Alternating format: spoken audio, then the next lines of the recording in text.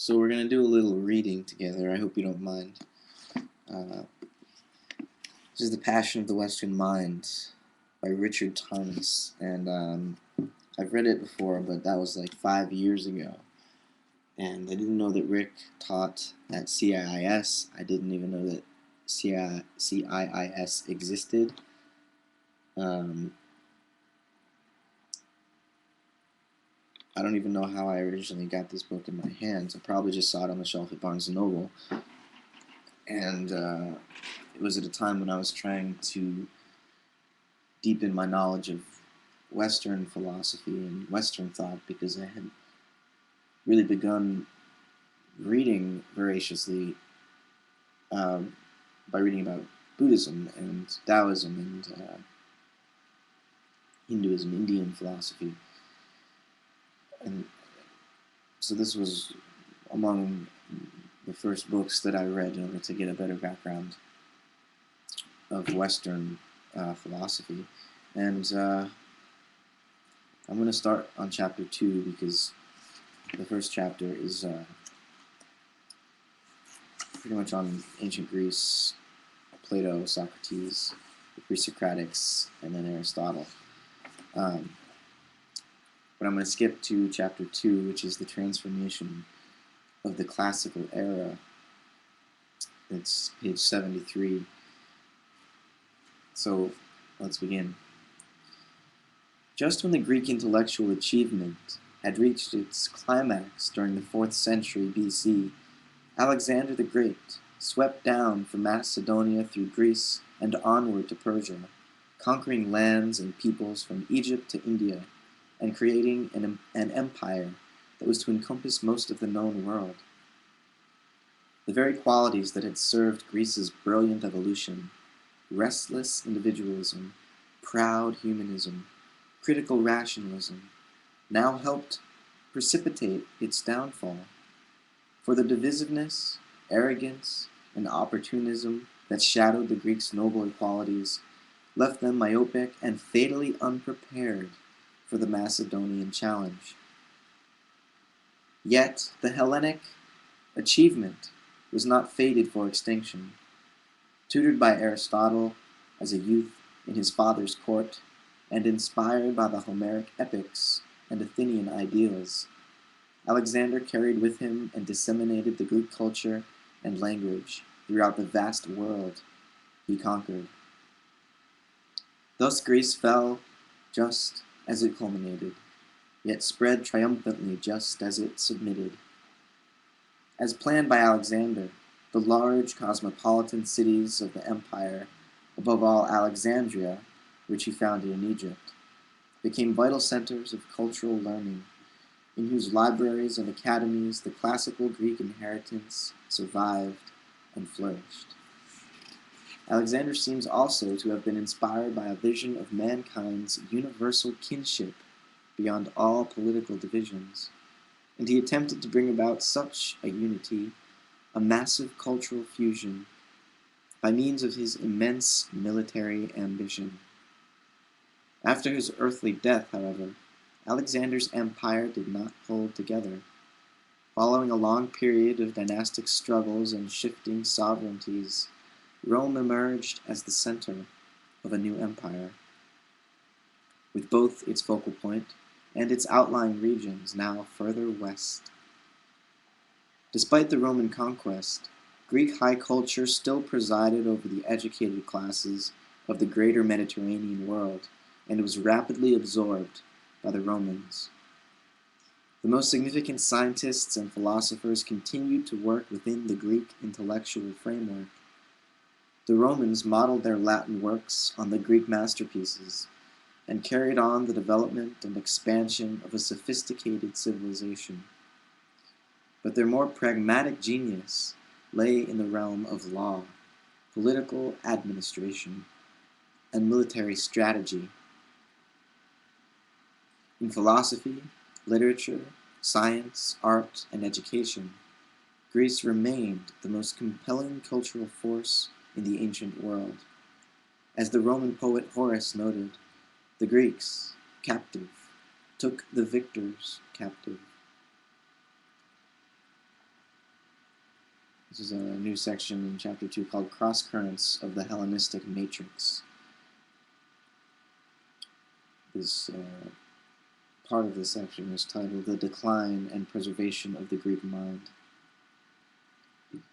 Despite Greece's continuing cultural power after Alexander's conquest and throughout the period of Roman hegemony, the original cast of the classical Greek mind did not hold under the impact of so many new forces. With the Hellenistic world extending all the way from the Western Mediterranean to Central Asia, the reflective individual of the Western Mediterranean, the reflective individual of the later classical era, was exposed to an enormous multiplicity of viewpoints.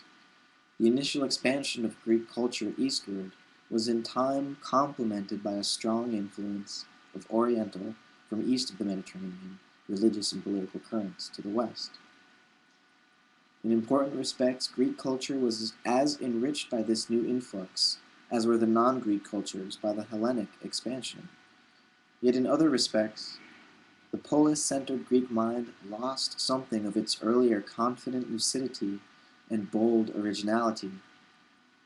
Just as the critical individualism of classical Greece had produced its great art and thought, yet also contributed to the disintegration of its social order, rendering it vulnerable to Macedonian subjugation, so too did the centrifugal vitality of Greek culture lead not only to its successful propagation, but also to its eventual dilution and fragmenting, as the classical polis was opened to the contrasting influences of a much larger, heterogeneous cultural environment.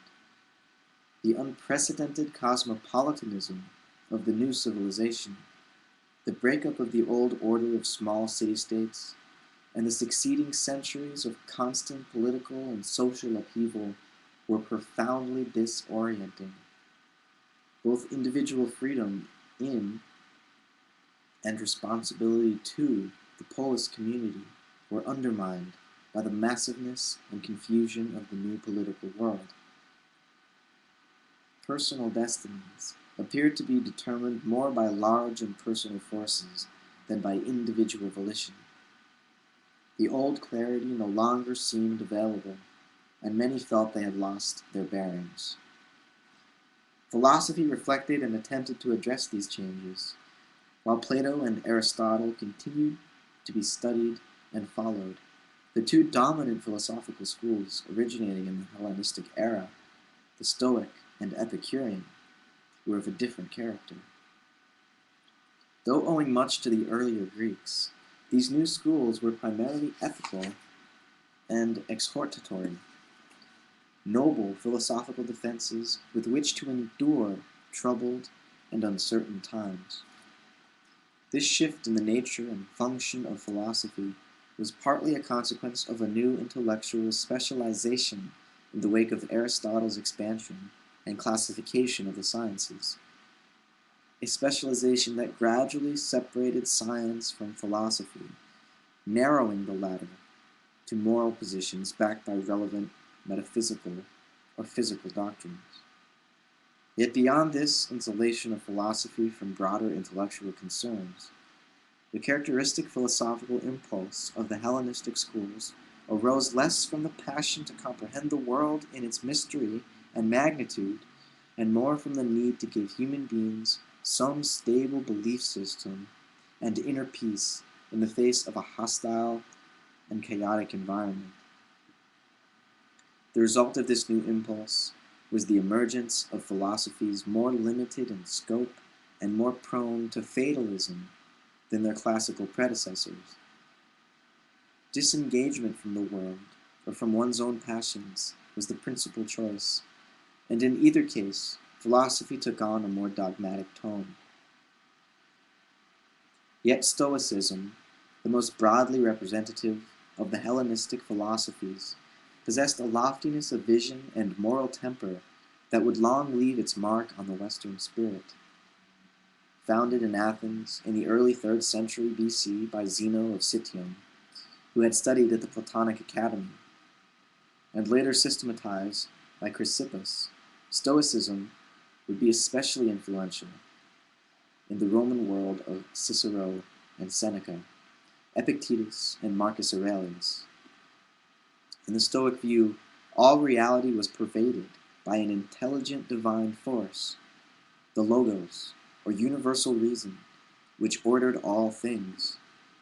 Man could achieve genuine happiness only by attuning his life and character to this all-powerful providential reason, providential wisdom. To be free was to live in conformity with God's will, and what mattered finally in life was the virtuous state of the soul, not the circumstances of the outer life. The Stoic sage, marked by inner serenity, sternness in self-discipline, and conscientious performance of duty, was indifferent to the vagaries of external events. The existence of the world-governing reason had another important consequence for the Stoic. Because all human beings shared in the divine Logos, all were members of a universal human community, a brotherhood of mankind that constituted the world city, or cosmopolis, and each individual was called upon to participate actively in the affairs of the world, and thereby fulfill his duty to this great community. At heart, Stoicism was a development of central elements of Socratic and Heraclitean philosophy, transposed to the less circumscribed and more ecumenical Hellenistic period. By contrast, its contemporary revival, Epicureanism, distinguished itself from the Stoic devotion to moral virtue and the world-governing Logos, as well as from traditional religious notions, by asserting the primary value of human pleasure, defined as freedom from pain and freedom from fear. Mankind must overcome its superstitious belief in the fickle, anthropomorphic gods of popular tradition. Epicurus taught, for it is above all this belief and the anxiety about divine retribution after death that caused human misery. One need not fear the gods, for they do not concern themselves with the human world.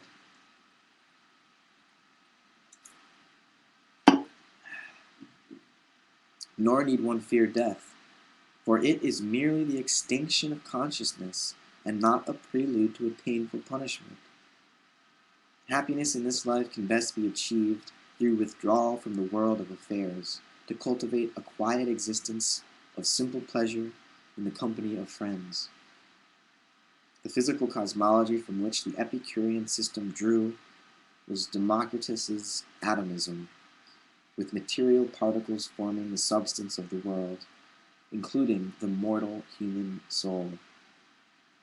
Such a cosmology and contemporary human experience were not unrelated, for citizens of the Hellenistic era, deprived of the defined, centered, organically ordered world of the polis, the general character of which was not unlike the Aristotelian cosmos, may well have sensed a certain parallel between their own fate and that of Democritean atoms, moving randomly at the behest of impersonal forces in the centerless void of a disorientingly expanded universe.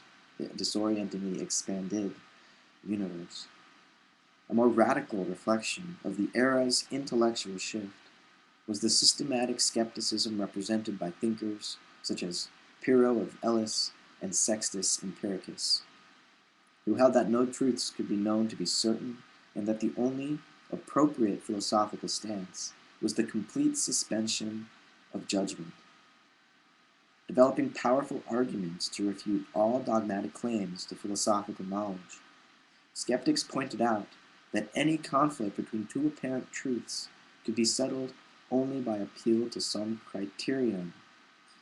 Yet that criterion could itself be justified only by appeal to some further criterion, which would thereby require an infinite regress of such criterion, none foundational. Quote, nothing is certain, not even that